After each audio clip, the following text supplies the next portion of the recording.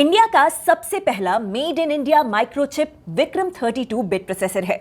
क्या ये छोटी सी चिप एक 9 lakh crore rupees stock boom का इंजन बन सकता है? सेकेंडली, मुकेश अंबानी का एक सीक्रेट विनफॉल रिलायंस को और भी ज्यादा रिच बना सकता है। और ट्विस्ट यहां पर यह है कि इसका क्रेडिट पार्टली चाइना को जाता है। Surprising, right? फाइनली, हम कुछ ऐसे अपडेट्स कवर करने वाले हैं जो हर एफएनओ ट्रेडर के कैलेंडर को लिटरली रीराइट कर रहा है and there are big changes happening in derivatives trading. Hi everyone, मैं हूं Gauri. Let's dive into each of these 3 stories in detail.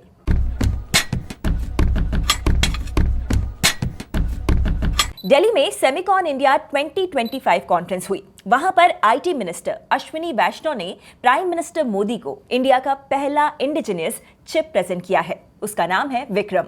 ये चिप इसरो के सेमीकंडक्टर लैब ने डिजाइन किया है और मोहाली के सेमीकंडक्टर हब में फैब्रिकेट और पैकेज किया गया है। मतलब कि डिजाइन भी हमारा है और प्रोडक्शन भी हमारा है। एक तरह से इंडिया ने ऑफिशियली सेमीकंडक्टर इंडिपेंडेंस की तरफ अपना पहला बड़ा कदम ले लिया है। And that's super duper important. Semiconductors हर चीज में है, आपके फोन में, कार में, वॉशिंग मशीन से लेकर हेल्थ केयर, डिफेंस और स्पेस रॉकेट्स तक। और अब इंडिया का अपना चिप होने से इस इंपॉर्टेंट पीस ऑफ टेक्नोलॉजी के लिए हम अब आत्मनिर्भर हो सकते हैं। ये मूवमेंट 2021 में इंडिया सेमीकंडक्टर मिशन के साथ शुरू हुआ था। इसके अंडर सिर्फ 3.5 इयर्स में गुजरात, असम, यूपी, पंजाब, ओडिशा और आंध्र प्रदेश में मिला के 10 प्रोजेक्ट्स अप्रूव हो चुके हैं। इसका cumulative investment 1.6 lakh crore rupees plus है। मतलब इंडिया सिर्फ कंज्यूमर नहीं, अब क्रिएटर नेशन बन रहा है। और इससे स्टॉक मार्केट पे अनडिस्प्यूटेडली काफी अच्छा इंपैक्ट हो सकता है। इंडिया में सेमीकंडक्टर सेक्टर का मार्केट साइज 2024 में 4.5 लाख करोड़ रुपीस था और 2030 तक डबल होके 8.9 लाख करोड़ रुपीस होने का प्रोजेक्शन है। मतलब ये एक सनराइज सेक्टर है जहां पर नेक्स्ट डेकेड में सबसे ज्यादा एक्शन होने वाला है। इसके बेनिफिशियरीज कौन हो सकते हैं? इसकी डिजाइन और इंजीनियरिंग सर्विसेज की डिमांड से HCL टेक, टाटा एलेक्सी जैसे कंपनीज बेनिफिट हो सकते हैं। फैब्रिकेशन और असेंबली वेदांता, फॉक्सकॉन जेवी, टाटा ओसैट फैसिलिटीज और सीजी पावर जैसी कंपनीज कर सकती हैं। EMS और टेस्टिंग डिक्सन टेक्नोलॉजीज, सिरमा SGS और सीजी पावर जैसे प्लेयर्स कर सकते हैं। ओवरऑल आज एक प्रोटोटाइप चिप लॉन्च हुई है। वो जब स्केल होगी, पूरी value chain, design, fab, testing, packaging, इन सब में इन्वॉल्व कंपनीज बेनिफिट कर सकती हैं। बट यहां पर एक कॉशन भी है। सेमीकंडक्टर एक साइक्लिकल इंडस्ट्री है। मतलब कि global demand, supply, macro pressure और साथ ही टेक्नोलॉजी शिफ्ट्स पे ये काफी डिपेंडेंट है। ऊपर से ये कैपिटल हैवी गेम है। एक फैब्रिकेशन प्लांट बनाने में बिलियंस लग जाते हैं। विक्रम चिप एक सिंबॉलिक विन तो है, बट स्टॉक्स में इसका इंपैक्ट एकदम से नहीं दिखने वाला। ये एक मल्टी ईयर स्ट्रक्चरल स्टोरी है और अगर इंडिया इस रोड मैप पे डिलीवर करता है तो इससे अप्रॉक्स 9 लाख करोड़ रुपीस की वैल्यू ऐड हो सकती है। नाउ हमारी जो दूसरी स्टोरी है, it is about a secret benefit to Reliance and that is coming from China.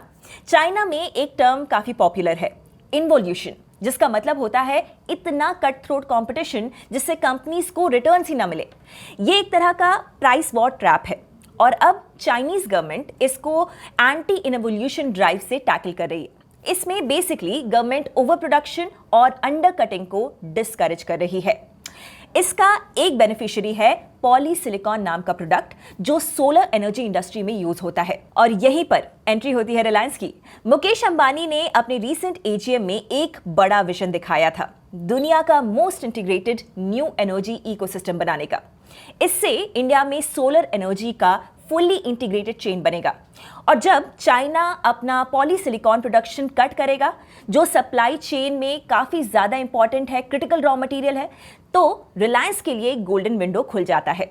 Reliance का प्लान है कि वो अपने जामनगर में located Dhirubhai Ambani green energy giga complex में पॉलीसिलिकॉन प्रोड्यूस करे as part of a fully integrated solar value chain strategy. Morgan Stanley का ये कहना है कि इस शिफ्ट की वजह से 2030 तक रिलायंस की एनर्जी कॉस्ट 40% तक गिर सकती है और उससे पहले ही 2027 तक रिलायंस के अर्निंग्स का 13% ग्रीन एनर्जी से आएगा। मतलब ऑयल टू केमिकल स्ट्रांग रहने के साथ साथ एक नया पावर हाउस वर्टिकल खुल रहा है।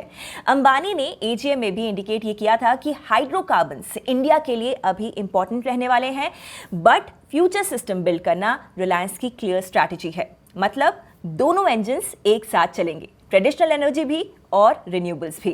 और दूसरी तरफ रिलायंस अपने कंज्यूमर बिजनेसेस में खुद अपना एंटी इनोवल्यूशन कर रहा है। मतलब वो भी प्राइस वॉर्स से निकलकर प्रॉफिट फोकस रीस्ट्रक्चरिंग कर रहा है। मॉर्गन स्टैनली के हिसाब से इस पूरे एंटी इनोवल्यूशन इफेक्ट से रिलायंस के वैल्यूएशन में $20 बिलियन का बूस्ट आ सकता है और उन्होंने अपना प्राइस टारगेट हाइक करके 1701 कर दिया है, जो करंट लेवल से लगभग 26% का अपसाइड है। दूसरे ब्रोकरेजेस भी बुलिश हैं, जैसे कि नवामा ने भी 1733 रुपीस का टारगेट दिया है। तो रिलायंस अब सिर्फ ऑयल केमिकल्स जाइंट नहीं रहा है, बल्कि एक serious green energy plus consumer play भी बनता जा रहा है। और एनालिस्ट्स के हिसाब से मार्केट ने रिलायंस के इस ट्रांसफॉर्मेशन को अभी तक पूरा प्राइस इन भी नहीं किया है। तीसरी स्टोरी में एफएनओ सेगमेंट से कुछ इंपॉर्टेंट अपडेट्स आए हैं। सबसे पहले एक्सपायरी डे का शिफ्ट। पहले तो थर्सडे को हर डेरिवेटिव्स ट्रेडर के लिए ऑलमोस्ट फेस्टिवल वाइब्स होती थी। एक्सपायरी डे का मतलब हाई वॉल्यूम, वॉलेटिलिटी और मिड वीक ग्लोबल क्यूज का असर। लेकिन अब सितंबर से निफ्टी का वीकली एक्सपायरी ट्यूसडे को होने वाला है। मतलब अब एक्सपायरी ईव मंडे बनेगा और वीकेंड रिस्क डायरेक्टली आपके ट्रेड्स पर आने वाला है। इसका मतलब ऑप्शन प्रीमियम्स फ्राइडे से मंडे के बीच और ज्यादा जल्दी डीके करने वाले हैं। तो ऑप्शन सेलर्स को फ्राइडे से मंडे के बीच में नई अपॉर्चुनिटीज मिलेंगे, लेकिन साथ ही वीकेंड न्यूज, जो डेवलपमेंट्स होते हैं, जियोपॉलिटिक्स, इन सब का भी रिस्क उठाना पड़ेगा। ऑप्शंस बायर्स के लिए ये थोड़ा सा ट्रिकी हो सकता है, क्योंकि उन्हें फास्टर प्रीमियम इरोजन हैंडल करना होगा। और इंटरेस्टिंगली सेंसेक्स की एक्सपायरी थर्सडे को ही रहने वाली है। मतलब अब निफ्टी और सेंसेक्स के बीच एक नया डायनामिक भी क्रिएट होगा।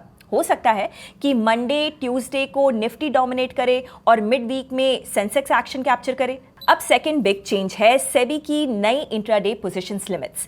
नाउ सेबी ने एक नया फ्रेमवर्क लॉन्च किया है जो इंट्राडे रिस्क को कंट्रोल करेगा, स्पेशली एक्सपायरी डेज पर। अब ट्रेडर्स के लिए इंडेक्स ऑप्शंस में 5000 करोड़ रुपीस तक की नेट इंट्राडे पोजीशन और 10,000 करोड़ रुपीस की ग्रॉस पोजीशंस की लिमिट सेट की गई है। एक्सचेंजेस रैंडमली दिन में 4 बार आपके पोजीशंस का स्नैपशॉट लेने वाले हैं, जिसमें एक हमेशा 2:45 से 3:30 PM के बीच में होगा। मतलब एक्सपायरी के लास्ट 45 मिनट्स में कोई आउटसाइज्ड बेट सेबी के रेडार से बचने वाला नहीं है। अगर लिमिट ब्रीच होती है तो एक्सप्लेनेशन मांगा जा सकता है, एडिशनल डिपॉजिट्स लग सकते हैं और एक्सपायरी डेज पे पेनल्टी भी लगने वाली है। लेकिन जेन्युइन ट्रेडर्स जिनके पास कोलैटरल है, उनको एक्सपोजर लेने की फ्लेक्सिबिलिटी रहेगी। इससे सेबी का फोकस क्लियर है, मार्केट इंटेग्रिटी को प्रोटेक्ट करना विदाउट किलिंग लिक्विडिटी। और तीसरा अपडेट, एनएससी ने बैंक निफ्टी की फ्रीज लिमिट 600 से बढ़ाकर 900 कॉन्ट्रैक्ट्स कर दी है। मतलब अब एक सिंगल ऑर्डर में आप 900 कॉन्ट्रैक्ट्स तक प्लेस कर पाएंगे। बाकी इंडाइसीज के फ्रीज लिमिट्स सेम रहने वाले हैं। निफ्टी और Fin Nifty 1800, mid cap select 2800 और निफ्टी नेक्स्ट 50 का 600 कॉन्ट्रैक्ट्स। फ्रीज लिमिट्स का पर्पस एक सेफ्टी चेक होता है। फैट फिंगर एरर्स, जैसे गलती से कोई एक्स्ट्रा लार्ज ऑर्डर प्लेस हो गया हो तो वो मार्केट को डिस्टर्ब कर सकता है, जिसे ये लिमिट्स प्रिवेंट करती हैं। अब इस लिमिट में इंक्रीज का मतलब है बैंक निफ्टी में लिक्विडिटी और ज्यादा इंप्रूव होगी। That's a wrap. एक तरफ विक्रम चिप के साथ इंडिया ने सेमीकंडक्टर इंडिपेंडेंस की तरफ पहला सॉलिड कदम उठा लिया है और अगर रोड मैप डिलीवर हुआ तो 2030 तक इसका market size 9 lakh crore rupees तक हो सकता है। दूसरी तरफ रिलायंस क्वाइटली अपना नया ग्रोथ इंजन ग्रीन एनर्जी के फॉर्म में बिल्ड कर रहा है और इसके लिए एक छोटा सा पुश चाइना के पॉलिसी शिफ्ट से आ रहा है। और तीसरी तरफ सेबी, एनएससी और एक्सचेंजेस ने एक साथ मिलकर कुछ बड़े रिफॉर्म्स अनाउंस किए हैं और इसका डायरेक्ट इंपैक्ट होगा ट्रेडर्स की स्ट्रैटेजीज, रिस्क मैनेजमेंट और शायद आपके वीकेंड प्लान्स पर भी। मतलब चाहे आप इन्वेस्टर हो या फिर ट्रेडर हो या सिर्फ एक मार्केट वॉचर, ये सब शिफ्ट्स आपको डायरेक्टली इंपैक्ट करने वाले हैं। अगर आपको ये ब्रेक डाउन पसंद आया हो तो लाइक जरूर करें। मिलते हैं नेक्स्ट एपिसोड में विद मोर स्टोरीज जो आपको मार्केट्स के बिग पिक्चर को समझने में हेल्प करेंगी। Investment in securities market are subject to market risks. Read all the related documents carefully before investing.